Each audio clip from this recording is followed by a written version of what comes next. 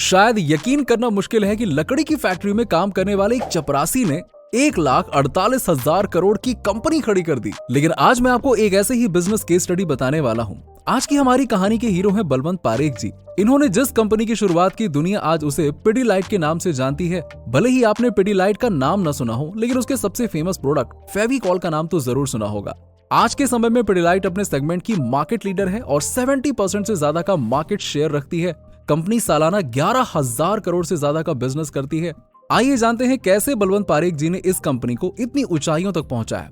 बलवंत पारेख का जन्म 1925 में गुजरात के भावनगर जिले में हुआ था। इन्होंने लॉ की डिग्री हासिल की, लेकिन कभी भी लीगल फील्ड में काम नहीं किया।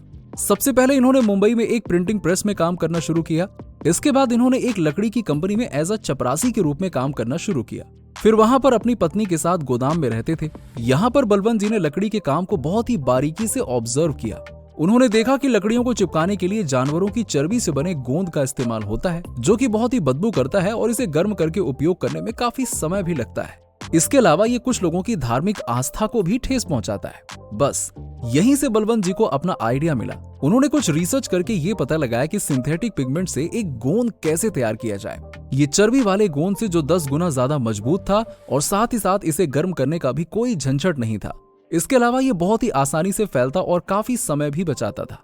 बलवंत जी ने इस प्रोडक्ट का नाम दिया फेविकॉल और इस तरह से 1959 में फेविकॉल ने भारतीय बाजार में कदम रखा। इस समय बलवंत जी की कंपनी का नाम पारेख डाइकेम इंडस्ट्रीज था, जिसे 1990 में बदलकर पिडीलाइट इंडस्ट्रीज कर दिया गया। नो डाउट फेविकॉल बहुत ही बेहतरीन प्रोडक्ट था, इसीलिए कारपेंटर यानी कि बढ़ई लोगों को काफी पसंद आया। लेकिन इसके बाद इसे बड़े पैमाने पर बिक्री करने के लिए काफी समस्याएं आई।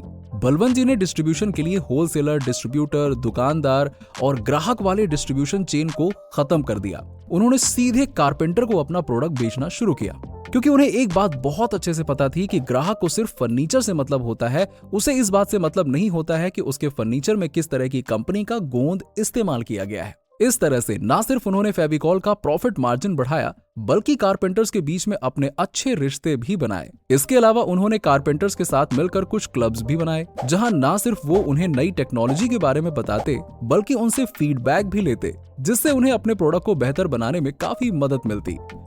फेविकॉल की कामयाबी के पीछे सिर्फ उसका बेहतरीन प्रोडक्ट होना नहीं है, बल्कि फेविकॉल की मार्केटिंग भी है। फेविकॉल ने इतने बेहतरीन टीवी कमर्शियल्स बनाए कि आज भी लोगों को याद आते हैं। इसके साथ ही पिडीलाइट ने और भी बहुत से प्रोडक्ट्स लॉन्च किए, जैसे कि M Seal, doctor Fixit, Fevikwik, Fevigum. इन सभी का अलग अलग फील्ड में चिपकाने का ही काम है। तो कुल मिलाकर आप चाहे तो कागज से लेकर सोफे तक कुछ भी चिपकाइए, पैसा तो सिर्फ पिडीलाइट की जेब में ही जाता है। इसके अलावा पिडीलाइट लगातार नई नई कंपनी को खरीदती रहती है, जो इस तरह के बिजनेस में अच्छा कर रही होती हैं, जिसकी वजह से आज भारत में ये अपने सेगमेंट में 70% से ज्यादा का मार्केट शेयर होल्ड करती है। हमें कमेंट में जरूर बताइए कि बलवंत पारेख जी की इस कहानी से आपको क्या सीखने को मिला।